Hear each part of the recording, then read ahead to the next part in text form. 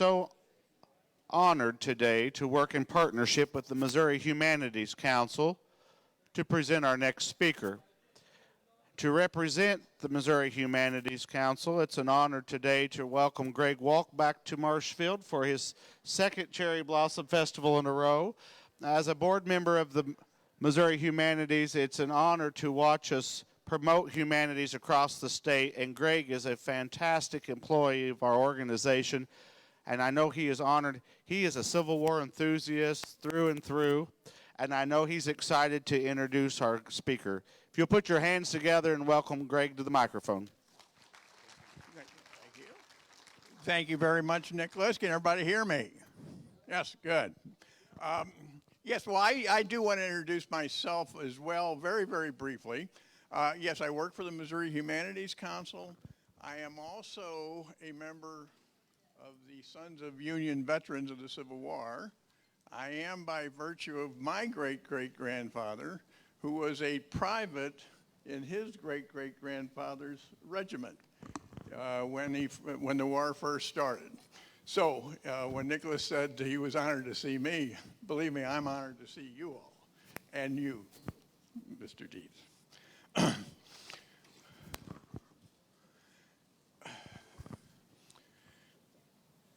To be brief, our organization, the Missouri Humanities, I can't say it better perhaps than Nicholas did, but we're here in part to encourage the understanding of Missouri's history and its culture and its traditions, and to educate all Missourians on that. Now, General and President U.S. Grant was a Missourian. We like to claim him. There's only 4 states that really can claim Ulysses, but we raised him. 3 of his 4 children were born in Missouri. And now I've got nothing against Ohio and nothing against New York, but it does bother me that he only lived in Illinois for a year, and he became the president from Illinois. In any case, to introduce, you have a biography, I think, of Ulysses Dietz Grant. To that, I will add, first of all, that he did go to the University of Delaware. He's a blue hen, and that was his graduate degree. But he graduated from Yale with an undergraduate, his bachelor's degree. And just in addition to working as a museum curator for over 35 years, he has worked tirelessly to honor the memory of his great-great-grandfather, as more and more of us all are doing now. In fact, over the last 25 years, General and President U.S. Grant has risen in the ranks of America's affection more than any president has in a similar space of time in the history of this country. And it goes to the fact that Ulysses Grant was an everyman, and we can see a little of ourselves in all of what he's done. But anyway, I have spoken enough, and it's my pleasure to introduce to you Ulysses Grant Dietz.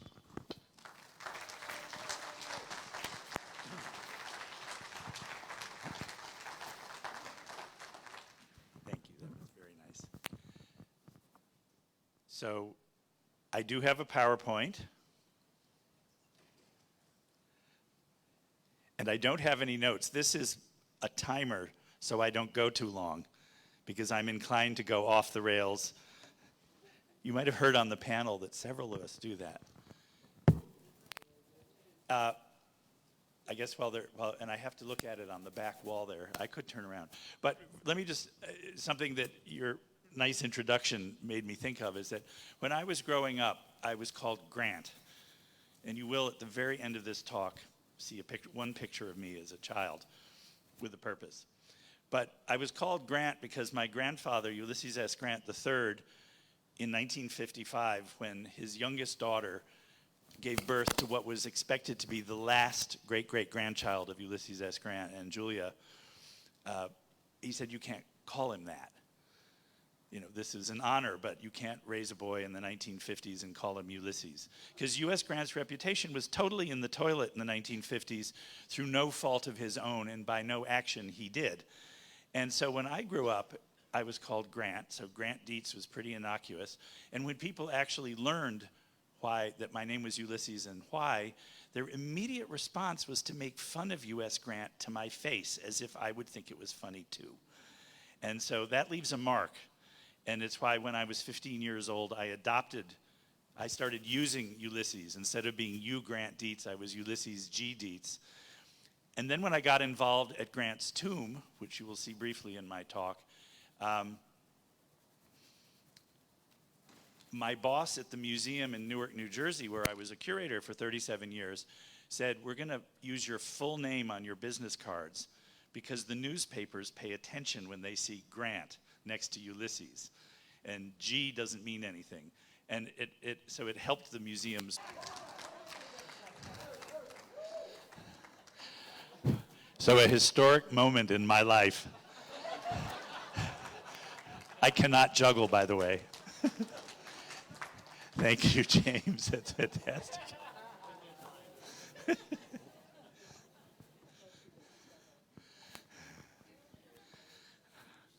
I've always admired hand-eye coordination, which I do not have. Well, the slides on the back wall are so teeny that I may have to turn around, but you sort of know what this is.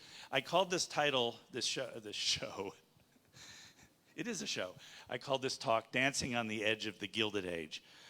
The Gilded Age is something I'll talk about, I'll explain that, but why Ulysses and Julia are a unique couple, I think it's one of the, if Spielberg ever uses the Ron Chernow book rights that he bought along with, okay, now it's an actor whose name I've forgotten, a young actor. I want them to do a movie about U.S. Grant that is about his relationship with Julia across their lives, because I think that is much underplayed. This is part of my First Lady thing.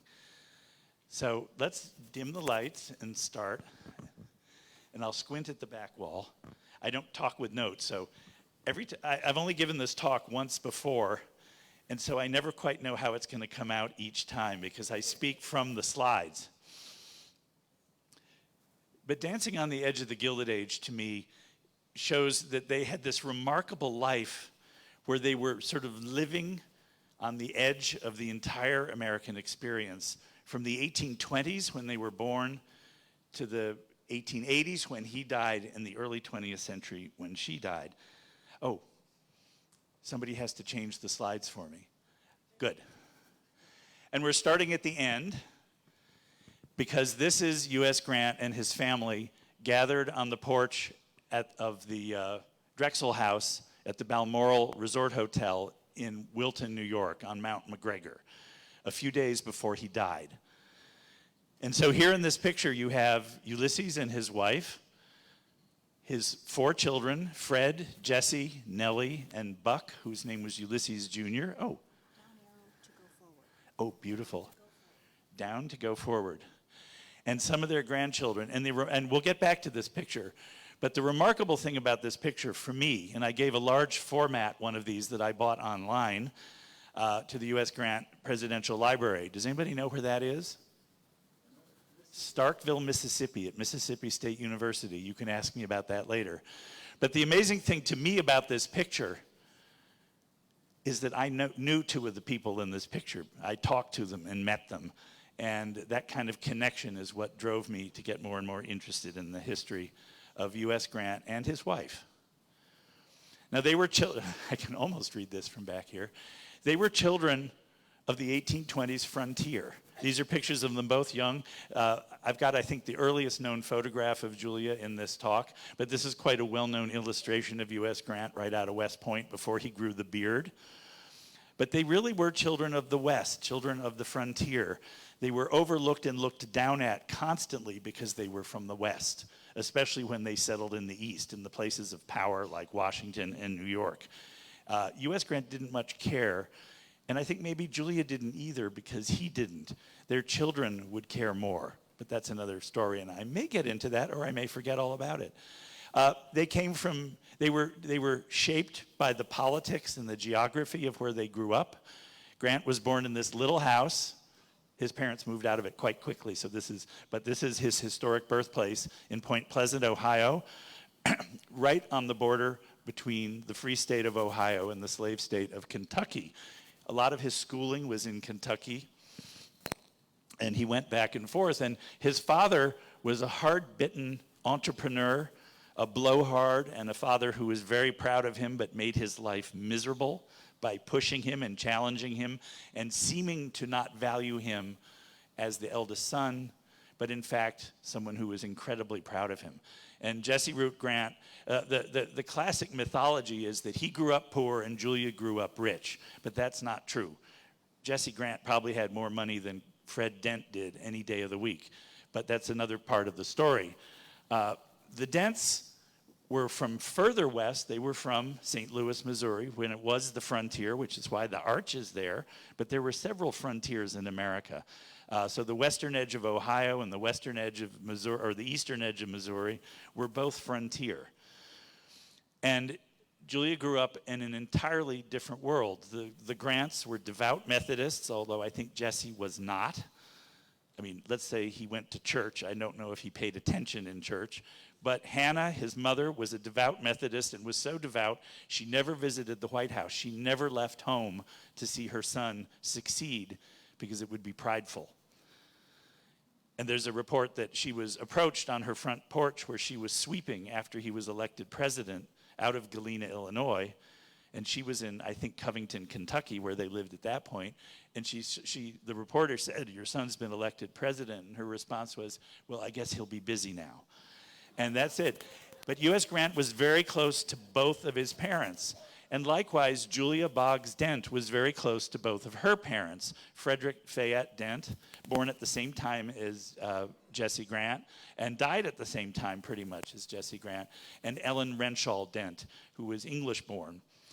And they were slave owners, something that my family never talked about while I was growing up.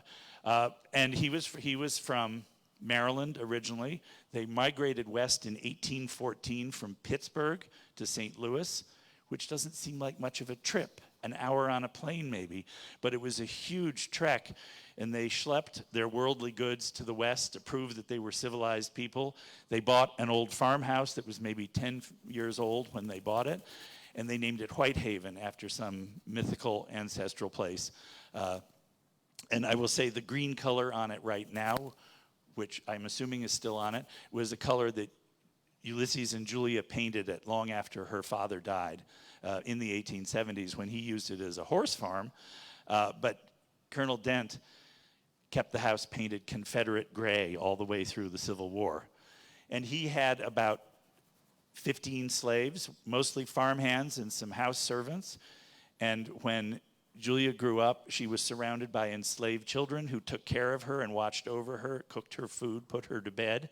And eventually, when she married an impecunious American army officer, 4 of those slaves were assigned to his daughter to take care of her children, to take care of the children whose husband, the children of the man who was actively working to end slavery. So there's an irony that my family never once talked about when I was a child. They had 4 children, and they were, I think, the most devoted parents I've ever read about in the 19th century, although you don't read enough. I think people don't get credit. This is, I think, the earliest known photograph. This is a daguerreotype that came up at auction. Fred was born in 1850. Buck was born in 1852. Here they are. Buck was Ulysses S. Grant, Jr. He's the only child who was born in Ohio at the Grant's house, and he was called Buck by his grandfather Dent's enslaved farm workers because he was a Buckeye baby. And then Nellie and Jesse were born later, 1854 and 1858, and they would be the children who would actually grow up in the White House, more or less.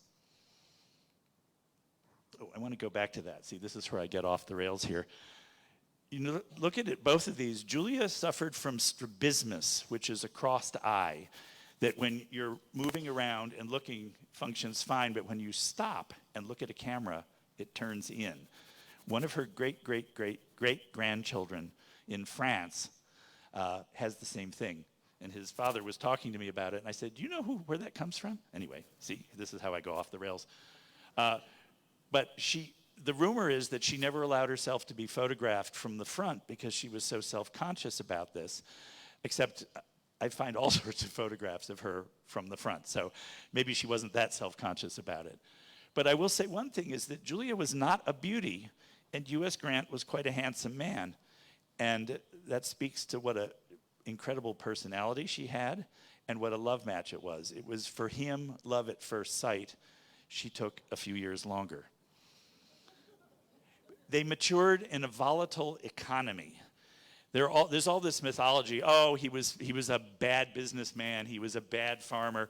He was living in the most economically explosive time. There were depressions and market crashes constantly from the 1830s on. He got caught up in them.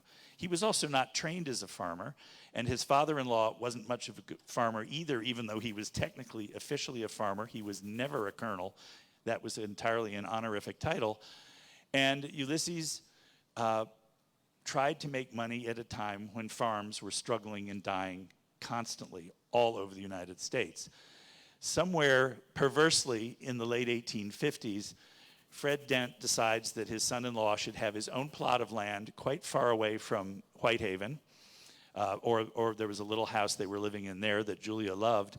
And so he had his son-in-law with the community build a log house, which still stands in St. Louis. It's called Grant's Farm. But Julia hated this house, and it's one of the few times she criticizes her husband. She doesn't criticize him. She criticizes the house. They build this house, they move into it, and they don't live there very long. But it becomes sort of an icon in his election campaign that he lived in a log cabin, which his wife hated. And they moved out of pretty quickly, but their youngest child, Jesse, was born there. Eventually he said, I can't be a farmer anymore. I can't work in the field with your enslaved farm workers because I don't know how to work with them. I can't treat them the way you want me to treat them, the way the community thinks I should treat them. I get in there and work with them, which was not acceptable in Missouri at that point. So he gives up. He's a mathematician. He's trained as a mathematician and an engineer at West Point. And so he gets a job as the bookkeeper in his father's branch store for leather goods, harnesses and such in Galena, Illinois. And he and his wife moved their children into this house, which, to quote Mary Jean Eisenhower, or whoever it was who was saying it up here on the panel, is very sort of Leave It to Beaver. They are living a comfortable, middle-class, salaried life in this thriving little city on the river in the late 1850s. And then, fortunately, the war breaks out and changes history and changes his life forever. But they grew up in a world that was constantly in upheaval economically. And from everybody from factory workers to farm workers, it was just a completely unsettled time. And so he wasn't any different from anybody else living at that time, except that he trusted people. And if anyone asks me what I think U.S. Grant's greatest failing was, is that he trusted people who shouldn't have been trusted. And we'll talk a little bit more about that. Their lives were also completely changed by war. Obviously, the Civil War changed everybody's life in this country, but that was a war that was transformed. It was the first technologically modern war ever fought. It's the middle of the 19th century. Telegraph, railroads, steamships, all of this sort of thing transformed what was happening, plus the rise of industrialism, especially in the North, where they were building railroads and telegraphs at a far faster rate than they were in the South. So this made the war different, but it also changed the way their life lived. And I point these two pictures I chose because Vicksburg, which is what this is that great passage of the ironclads down the river, skirting the bluff at Vicksburg. And the battle that really changed the war, which is really why the Grant Library is in Mississippi. But his son was with him, his oldest son, my great-grandfather Fred, who was 14 years old and was not in the Army, but it was Julia's practice to send one of the children with their father, one of the two older boys, whenever possible. So he had this teenager with him when he was trying to battle Vicksburg, and Fred, at 14, who's not in the Army, is actually in the memorial at Vicksburg because he got wounded by shrapnel, not because he was a soldier, but because he disobeyed his father and rode his pony across enemy lines and was wounded and almost kidnapped. So there must have been words. And the other one is later in the war, Jesse, little baby Jesse, the spoiled child of the family, who actually was the first child in the family to meet Abraham Lincoln twice before any of his siblings did. And the story that Jesse writes in the 1920s, notice Julia is posed in profile here, hence encouraging the myth that she wouldn't face the camera.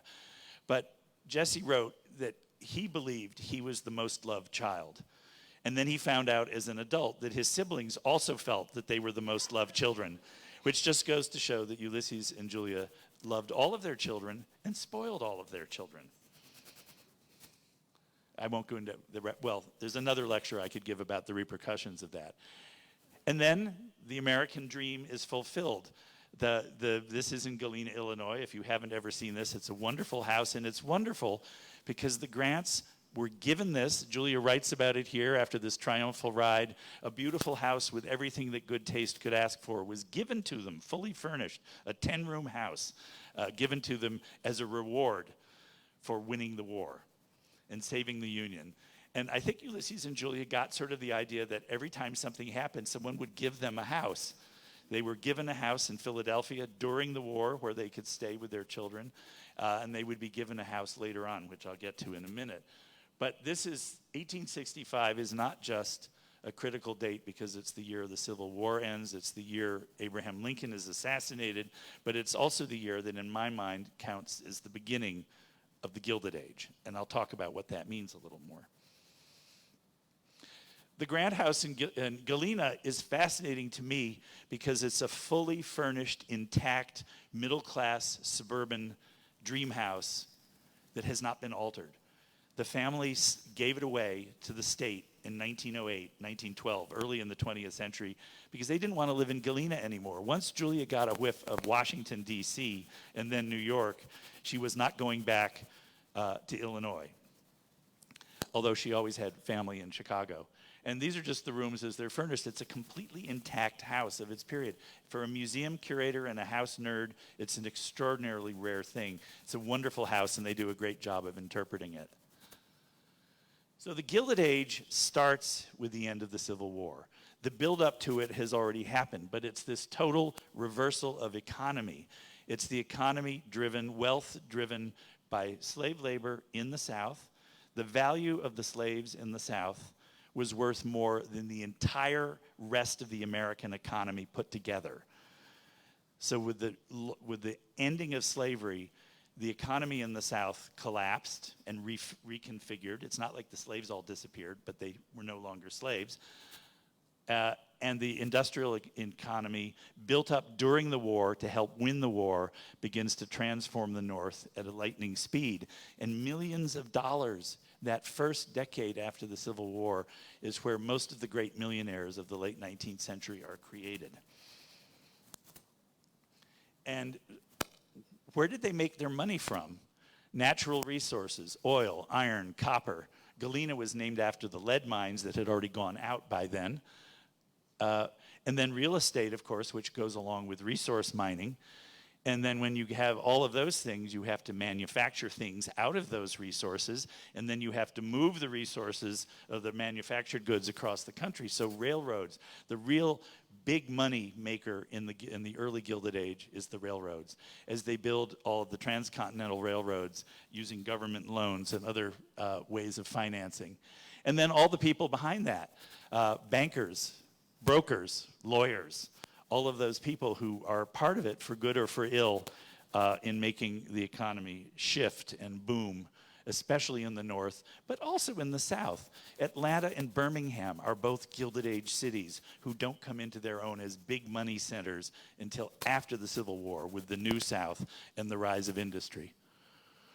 But Julia, they're living happily in this house in Galena, and then Ulysses gets made. He's the head of the army, the head of the military in America. So he has a desk job in Washington with a big salary. He's not out on the battlefield endangering her children, even though she no longer has her slave servants because they oddly enough, had to go when the Emancipation Proclamation was written. And he said, Julia, honey, this doesn't look good. You can't have enslaved servants when I have to support the Emancipation Proclamation, because technically Missouri was Union, and so slaves in Missouri were not subject to that, but she had to give up hers. But now her husband had a job so she could afford servants. She could pay them. And she did, and she loved living in Washington. They bought this big house, which is, she says in her memoirs, $30,000 and 10 years to pay it off. That's a lot of money. The average American worker made $500 a year, so a $30,000 house is a lot of money. And what does she do? She goes shopping, because that's what a housewife does. That's what a housewife's job is to make a house into a home, to make the home into a beautiful place that represents the culture and gentility and education of the family in it. And that becomes her goal in the White House.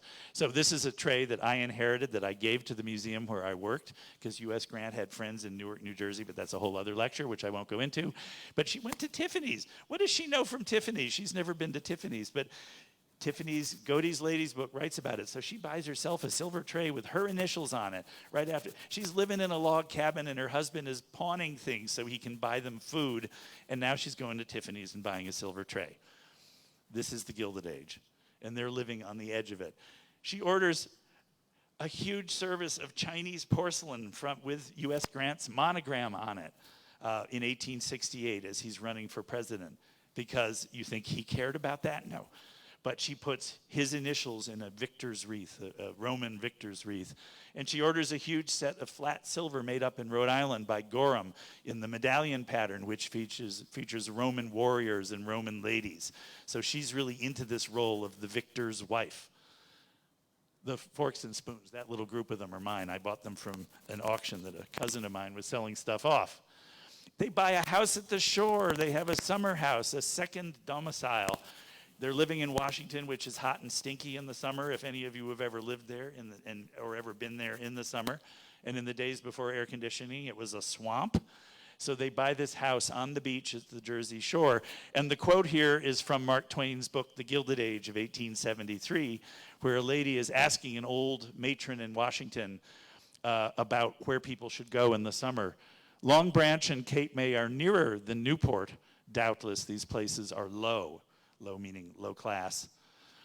And the lady responds, nobody goes there, Miss Hawkins, at least only persons of no position in society, and the president. So this is when Mark Twain got to know Ulysses S. Grant for all of the falderall of his first term in office.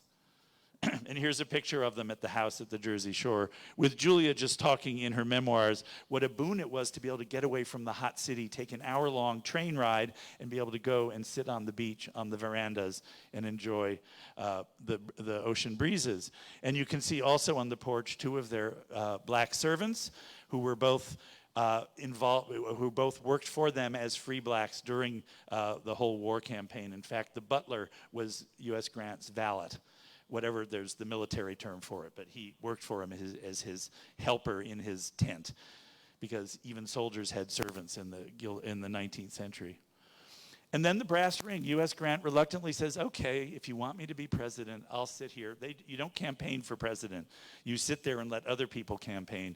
And he's swept into office, and Julia sees this house as a great opportunity. And in fact, she probably sees this as something along the lines of Whitehaven, which would have fit in the front hall of the White House. And Julia really takes onto it. This is the house as it looked in 1869 as they moved in. And one of the first things she does as First Lady is to close the grounds to the public. Up until this point, people can wander around the grounds, and in fact, even knock on the front door and ask admission to see the president, because that was the idea, that this was an open republic. But she says, no, I have children. They want to play. I do not want strangers on the lawn with my children. So she closes it down. Jesse has his own Little League team and is treated just like one of the kids in the neighborhood, no matter the fact that they live in the big house with the columns in front.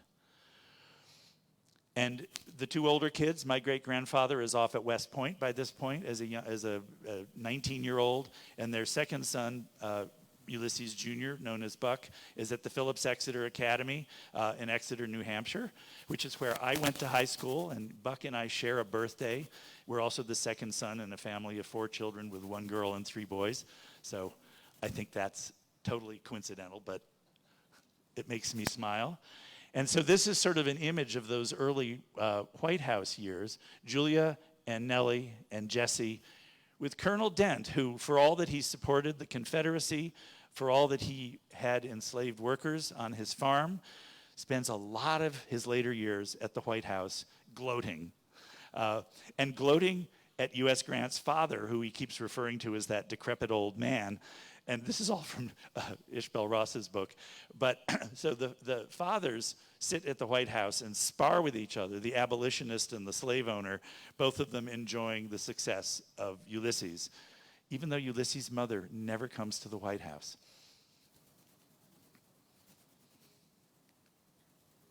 Am I pushing the wrong button? There we are. And so Julia really takes to it. This is what I'm curious about, because the First Lady was in charge of decorating. They got an appropriation from Congress, which was modest the first time, but it is their job to keep the house. They paint, they wallpaper, they put down carpeting, they buy stuff for the kitchen, they throw parties. That's their job. And First Lady is a very active, hands-on job. She has a big staff, most of which is African American at this point in Washington, which is a southern city. So this shows, these are badly colorized images from the 1860s and early 70s of the Blue Room and the State Dining Room as Julia redid them. Julia liked crystal chandeliers. That is something I can tell you for sure, because she put them wherever she could have space. She puts a huge new one in the Blue Room. She puts 2 huge ones in the State Dining Room. But other than that, she doesn't get to do much. She gets to put in new carpeting and re-wallpaper, but she doesn't really get to make any big transformations. She does order new furniture for the cabinet room, the cabinet of all the presidents, and you see lots of images of it in the 19th century, from Jackson through Polk and so on. All of that furniture is chucked somewhere, and she buys all this new modern furniture from New York City. She has this idea that New York is the place to go. And then she makes her mark in her own way. That picture on the right, if you can see it, is the green room, which was kind of a secondary parlor. It was a reception room that led into the East Room. That's a life-size equestrian portrait of her husband that they commissioned for their house in Georgetown. And it's so big they don't even hang it on the wall. It's just leaning against it's a life-size portrait of a man on a horse. That's disappeared. But she puts him in the official room, which is not really her room. In her room, which is the Red Room, we think of the Red Room as a stateroom. The Red Room was the family parlor right through the Hoover administration. That's where the family would entertain their friends. It was not a stateroom. So the First Ladies really cared. Now, in this Red Room that Julia does, the furniture is from Sarah Polk. The white marble table is from Mrs. Tyler. The wall treatment is a redo of what Martha Patterson, Andrew Johnson's daughter, did. But the portrait, the life-size portrait of Julia and her family, not the general and his family, Julia and her family, because she is at the center. She is ruling the picture. This is her house. She is marking her territory for all the housewives of America. She takes this role of First Lady really seriously. And I don't know who did this. Ulysses might have had something to do with this, because she wouldn't let him smoke in the house, and men spat. They had spittoons everywhere. It was disgusting, and that didn't happen in the main rooms of the house. So connected to Martha Patterson and Harriet Lane's greenhouses, off to the the West Wing. I'm trying to think which way that is. She adds a billiard room, sort of a family room, so U.S. Grant can use his billiard table and smoke his cigars and talk to his friends in a true Gilded Age fashion. The house is living up to the kind of expansive, multifunctional use that it didn't have when it was early. I wrote a book on the White House called Dream House, the portrait of the White House as an American home. So that's why I have all these ideas. But the discovery of the billiard room, and this is a reconstruction of what it might have looked like, is pretty recent. And it's a fascinating thing because it was swept away without any trace and without any documentation. But this is also, part of the Gilded Age is not just the fun thing of having enough money in this big house to fill with your children. It's also about the men who have become very, and I say men, almost 99.9% of the people who made big money were men. And a lot of them were not scrupulous. U.S. Grant, being a devout, or at least raised by a devout Methodist woman, believed that if you had money because you were a good person and you deserved it. You had worked hard and you had earned it. And he believed that, and he got taken in again and again. He didn't quite get taken in by these two sort of notorious schemers, Jay Gould, who is, you can't see all the detail. It's a wonderful political cartoon. He has little devil's horns, and he's hanging between the press and industry. He was an incredible schemer, and he and his buddy Jim Fisk decided they were going to corner the gold market.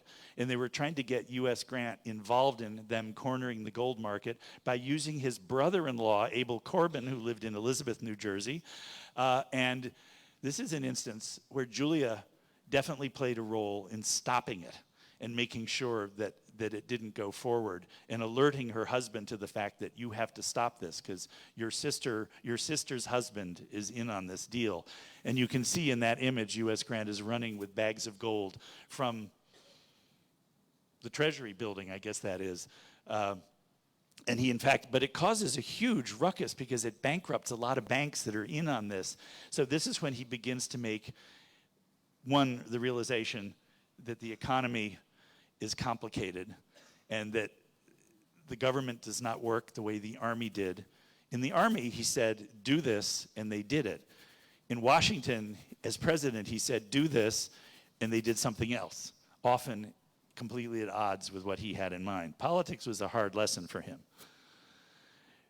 And then in the second term, Julia gets more money. Congress, he gets, in spite of scandals that come up, and I won't talk about the scandals because people love to talk about the scandals, but they were scandals that are typical of this period everywhere in the world where there is capitalism, basically. People have schemes to make money. And you'll see more about this later. But Julia gets more money from Congress when her husband is reelected. So she rips out the original staircase, which wounds me. But she wanted room upstairs for living space. And that big staircase took up all of it. So she puts this new stairway in. And you can see the door goes right out to the billiard room. And then she redecorates the Red Room, buying fancy furniture from New York City, some of which is still left in the White House. So she gets her to upgrade her house according to this new Gilded Age fashion. She is using the decorators who all the rich people in New York are using at the same time, and all the rich people in San Francisco are using. It's a national phenomenon. People in Chicago also. And finally, her greatest triumph is redoing the East Room. Now, people shudder at this, but I happen to love this room. This is the room I would restore, because she really goes to town. The East Room, the beams are cracking. It's all wood construction with the stone walls. So she puts in these 12-foot-high crystal chandeliers, new carpeting, new woodwork, all gold and white. And it's to make this room appropriate for a man of her husband's power. It's all about making her husband look good. It's not, she enjoys it, but it's about her husband. So the first sitting monarch in the world who ever comes to stay at the White House is the King of Hawaii, which will someday be taken over by the United States, but they don't know that yet. And there he is greeting the slightly shorter U.S. Grant in the new East Room. What she doesn't expect that her 17-year-old daughter Nellie, who she sends off to England to avoid gold diggers, falls in love with a gold digger in England who is an English upper-class snob named Algernon Sartoris. And at 17, they are married in the East Room. There you see the cover of Frank Leslie's Illustrated and the East Room as it was decorated for the wedding. And U.S. Grant openly cried during the wedding. And Nellie was miserable. It was a terrible marriage, but that's a different lecture. And just quietly, his eldest son, Fred, falls in love and marries the same time, but he marries a girl from Chicago who's the daughter of a real estate developer named Ida Honore. And these are portraits of them painted in the White House while she's pregnant with their first granddaughter, who is Julia. And so the portrait of Fred is in my living room, and the portrait of Ida is in my cousin Eleanor's living room in Florida. I wish I could have kept them together, but you know, I'm greedy. And this, we're jumping ahead a little bit, and I'll jump back. But these are in his son Buck marries Fanny Chaffee, whose father is one of the founders of Denver and one of the first 2 senators of Colorado. And so Fanny and Buck proceed to have children. And there is Fred's daughter, Julia, the eldest daughter, my great aunt. And next to her is Julia the third, also Julia Grant. There is one time when there were like 4 Julia Grants at the same time. And in the middle, the little boy with the pom-pom is the first picture of my grandfather as a child I had ever seen in this album in San Diego. And they're all playing together with their cousins in upstate New York. And next to them is Miriam and Chaffee. And there will be 2 more children, including Ulysses S. Grant IV, from whom there are no descendants. But they aren't born until he moves to California, after U.S. Grant dies. But these are Buck and Fanny's children playing with Fred and Ida's children. And I love this idea, these children, these cousins playing together and all being spoiled by their parents, who are all spoiled by their parents. And so U.S. Grant has some good experiences with Wall Street and with the capitalism. This is an enormous check written to Joseph Seligman, who was the head of the most important Jewish financial institution in New York City. He knew the Seligmans through the Civil War, through involvement with a younger member who was in the army. And so here he is. This is a check I gave to the Grant Library because I just thought it was too cool. Is a check for $20,000 that he sends off to Joseph Seligman. That is, what do I say that is? $564,000 in that era's money.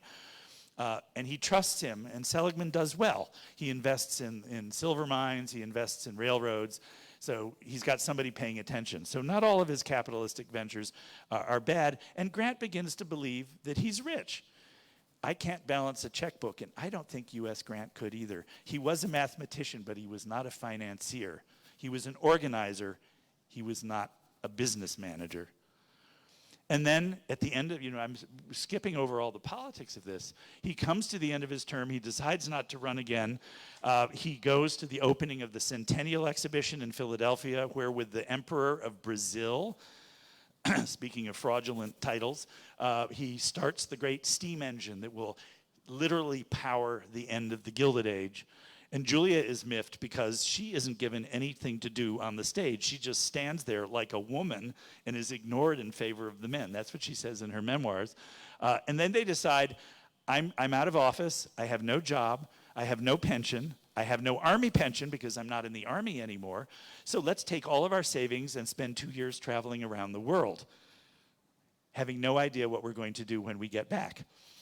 And they do, and it becomes one of the most celebrated events. Julia and Ulysses are better traveled and have traveled more around the world than any presidential couple ever, before or since. They met with every sitting monarch of every major country in the world. And it was supposed to be a private tour, and it became a public tour. So he ended up giving speeches. This man who didn't talk, who was taciturn and didn't like to give speeches, wrote his own speeches and gave speeches every single place he went to huge crowds. And then they come back to New York, and someone gives them a house again on 66th Street. It looks quite small if you look at that huge house on the corner, which is the Domino Sugar family. But that little house next to it, which in fact is in the other photograph, is a 27-room brownstone, 30 feet wide, and a $150,000 house. And not only did they give them the house when they get back from their travels, which takes 2.5, 3 years, but they give them an endowment to take care of it. So I don't know what Ulysses and Julia, this wasn't illegal then. I guess it would be sort of illegal now. But they just think that this is the way the world works. Ulysses thinks he's rich. He has this house. He's living the high life. He's friends with the Vanderbilts. He rides his carriages in Central Park. Julia gets to give parties and go to parties, and everything is just dreamy. Their oldest son, Fred, my great-grandfather and his family moved to the suburbs. They moved to Morristown, New Jersey, and Fred takes the same train I took to work for 37 years into New York to work with his father. It's a very elaborate house. I could go on about this because I'm a curator, but I won't do that. But this is photographs of the house published in 1883 when everybody in the Grant family thought they had made a pile. And here they are, plump and prosperous, looking every bit like citizens of the Gilded Age that they are. But it's all built on a house of cards. Buck, the bon vivant, the Gilded Age boy who marries well and lives in a big house upstate, says, oh, I got this friend, Ferdinand Ward. He's got a money-making scheme that'll make you a fortune. So Grant says, okay, I'll lend my name to it. He goes into his office once a week and signs a few documents. And then Ferdinand Ward takes all the money and runs. So Grant goes up the street to William Henry Vanderbilt, the richest man in America at that point, $300 million. And that's a picture of his art gallery from the book he published about his house. And there's William Henry with that ridiculous whiskers. And they're the same age. They died the same year. William Henry Vanderbilt says, here, $150,000, take it and solve your problems. Well, the problems ended up into the millions, and thousands of people lost millions and millions of dollars in this crash.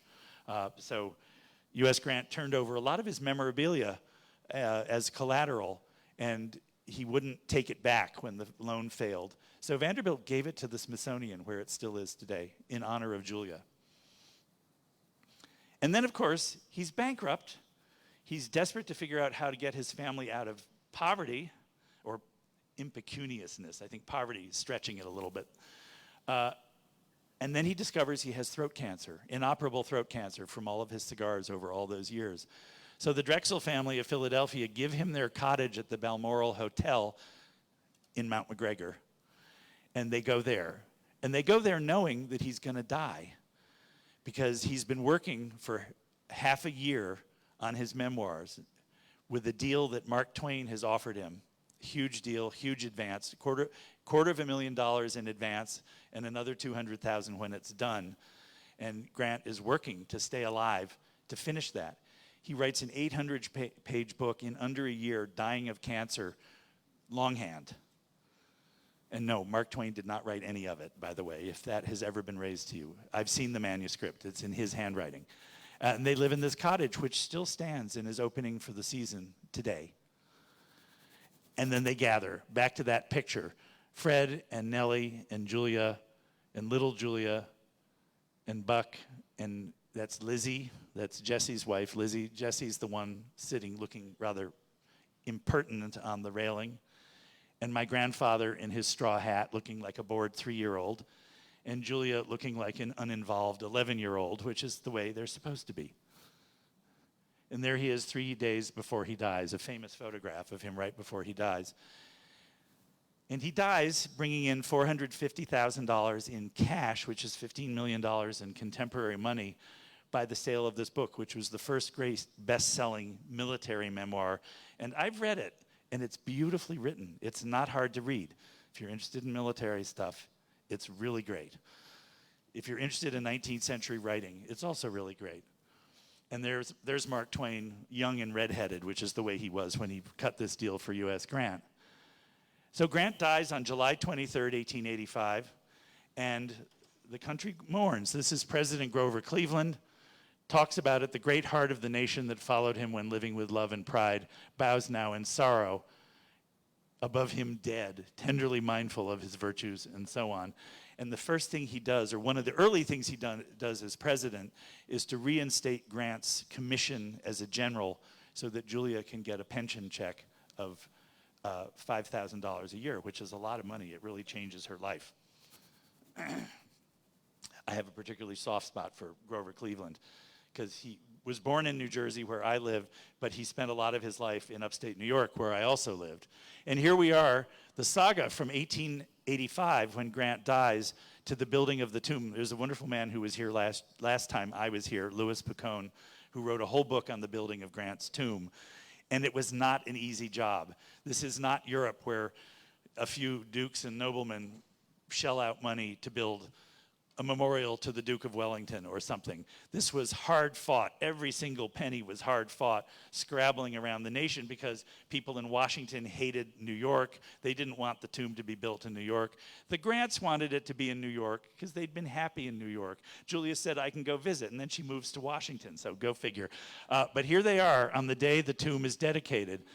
On the right, there's Julia sitting in the front. On one side is her son Fred, my great-grandfather, and my great-grandmother Ida on the left. And next to her is her then 18-year-old daughter Julia. And the boy in the bowler off to the left, slightly hidden by that support, is my grandfather at 16, who knows he's going to West Point but doesn't go for a couple more years. Now, I'm going to end in the last few minutes that I've got just giving you a sidebar, because U.S. Grant's death is not the end of the Gilded Age. He dies in the middle of the Gilded Age, but Julia lives on, and the children, his grandchildren, become real players in the Gilded Age that has grown up in the aftermath of the Civil War and the boom in the American industrial economy. Ida is on the left is my great-grandmother Ida, who is the beauty of the Honoré family, and next to her is her big sister, her devoted big sister, who is slightly less beautiful, but married better than her sister did. They're very close through their whole lives. Her name was Bertha, and she married a land developer, a Quaker land developer by the name of Potter Palmer, and becomes the Queen of Chicago society. She builds this massive house using the same decorators that Julia used for the White House, that the Vanderbilts used for their houses, that Mark Hopkins used for his house in San Francisco. But she has no girls. She has two boys, Potter Jr., known as Min, and Honoré, named for her father's family. And there's their library. That was torn down the year I was born. And so she takes Julia under her wing, takes her to Europe because Potter Palmer is elderly and ailing. And lo and behold, they run into a Russian prince in Rome who follows them to the south of France and proposes marriage to this American girl, granddaughter of a great general who has no money. And they talk about this, and Julia writes her own books later, and she never uses the word love. She says, I thought the idea of marrying the prince and moving to Russia very attractive. That's what she says. It's in her memoirs. And she marries him, Prince Michael Kanakuzane Count Speransky, heir to 50,000 acres and hundreds of former serfs in Poltava. And but they don't just get married in New York or in Washington. Mrs. Palmer rents a house in Newport and decides to crash Newport by marrying her niece, the granddaughter of a president, off to a Russian prince, and she wins. And then she goes home to Chicago and never bothers with Newport again. But here's Julia and her husband with my grandfather in his West Point uniform, because her father was representing the army in the Philippines at that point. And there's just family pictures of Julia at her on the right side of Julia and Mr. Honoré, her counterpoint in her daughter-in-law's family, celebrating a marriage in Newport to which none of them had ever been before and would never go again. I have a whole Newport thing going in my head. And this is where Ida lived, in Poltava in the Ukraine. This estate was 20,000 acres. And she writes quite eloquently of this crazy house, which was all burned down in 1918. But there's, back in Chicago, Ida smirking that she finally had one up on her sister, her rich sister, because she had two little princelings. She had Prince Michael and Princess Bertha. There would be a Princess Ida later, who's the only one of those I ever met, and looking very proud. There's a whole lecture I talk about all the children, but I won't get into that. And Julia, in 1901, old Julia and young Julia. Julia is a widow living in Washington, D.C., and right behind her, you can see that chair with the curved back was a gift from the Emperor of Japan in 1879. And there's Julia, the younger, in Russia, dressed for a party, dressed in a way that Julia, the elder, would never have imagined living on the frontier in the 1820s and 30s. Now, I have to put this in, and I'm going to be very quick about this, so I've got plenty of time, is that I got to talk about the other half of that. I could talk about all the kids, but I'm going to talk about the ones I care about, like the ones I'm related to directly. But there's my grandfather in his graduate portrait from West Point, class of 1903. He was a 6'2", brown hair, blue eyes, yes, brown hair, blue eyes. He was a strikingly handsome man, and he had, like his father before him, a meddling father. So Fred at this point is in the Army, but he has worked on the police commission in New York City at the height of the Gilded Age in the 1890s with none other than Theodore Roosevelt, who at this point is president. So he whines to Theodore Roosevelt and says, you got to give my son a job. I don't have documents for all of this. I'm making up the scenario. But he gives Ulysses a job as an aide to Theodore Roosevelt in the White House, where he meets the woman on the left in the other photograph, Edith Root, whose father is the Secretary of State to Theodore Roosevelt. And Edith Root is also the minder of Alice Roosevelt, because she is solid and steady and she keeps Alice from getting into too much trouble. And here they are on the Mississippi River in 1901. This is an album I own, going to visit the McElhennys of Tabasco fame on Avery Island in Louisiana. And so they meet in the White House, and Julia is already 28 years old, and my grandfather is 4 years younger, and they fall in love because she's smart. And he wants a wife who's smart because he's this serious West Point boy. And they're married in 1907 in this house in Washington, which still stands, although unrecognizable today. And they start to have a family. You'll see where I'm going with this. Right away, they have 2 girls, Edith in 1908 and Clara Frances in 1912. That's them on the left. Grandfather at this point is the Commissioner of Public Parks and Buildings in Washington and builds the 3rd floor on the White House for the Coolidges. He also manages the White House for all of the presidents up through President Truman. So he knows all of these people as colleagues. And then finally in 1916, they have their last child, who, alas, is a girl. And literally, the album I have of my mother's birth in 1916, all the telegrams are, "So sorry, it's a girl, you must be crushed." I'm just thinking, but I love this photograph of my grandmother. It's defiant. She's saying, "This is my baby girl, and I treasure her." And I asked my mother, I said, "Did you ever feel unloved?" And she said, "Absolutely not." They were raised with rather chilly WASP devotion by their parents. I mean, there were nannies, there were things that kept them sort of in line, but they were always treated as sort of intellectual equals. And my fantasy is that my grandfather was relieved not to have a Ulysses who had to carry that torch or that burden that he had carried all of his life. And there are the 3 girls in upstate New York, and that will become an important place. And I knew all of them, and I know all of my cousins through them. But Julia grows up. All the girls go to Bryn Mawr because their mother was not allowed to go to college. They go to Bryn Mawr. They go into careers. 2 of them immediately marry Army officers who work for my grandfather during World War II. My grandfather becomes the head of civil defense in America during World War II. And then in August of 1945, that's why the movie thing this morning was really fascinating. In August of 1945, my father takes leave. The war in Europe is over. He skips Europe. He gets leave to go back to New York. They've been engaged for 4 years. Their parents won't let them get married. They decide on a whim they're going to get married in 2 weeks. My mother takes off for New Mexico to talk to the Dietzes and get their blessing. My father, I don't know what he does. He hangs around New York. And my mother calls my grandmother from Dallas, Texas, and says, "We're getting married in 2 weeks." So my grandmother doesn't get to have a proper wedding for any of her 3 daughters. They all get married on short notice, all to men in uniform. So there's Edith Root and Ulysses S. Grant with my mother Julia at 29 years old in 1945.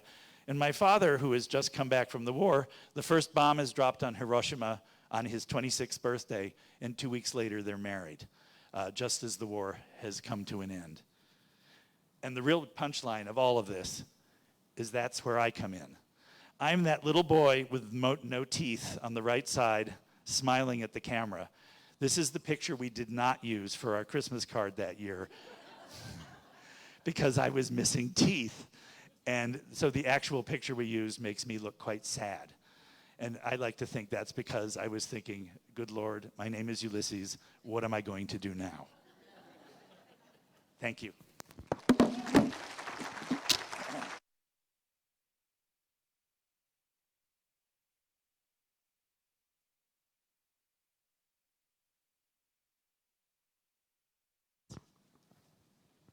Do I have time for questions?